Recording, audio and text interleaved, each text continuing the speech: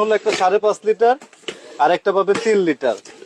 একটা পাবেন হলো গোল্ডেন কালার, একটা পাবেন হলো অ্যাশ কালার, একটা পাবেন ব্ল্যাক কালার।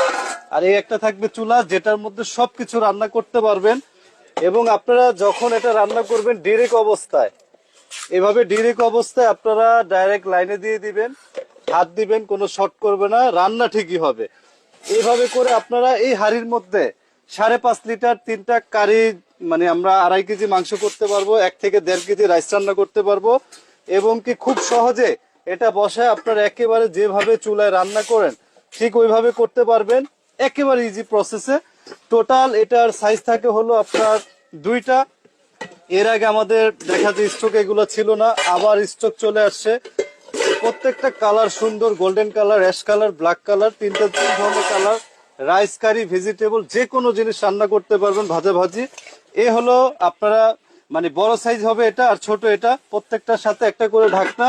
আর এবং কি আমরা অফারের সাথে দিয়ে দিব হলো নিয়ামা কোম্পানি, যেটা জাপানিজ একটা কোম্পানি। এটা অ্যাসেম্বল চায়না, 1500 ওয়াট হবে বড়টা, আর ছোটটা হবে 1350 ওয়াট।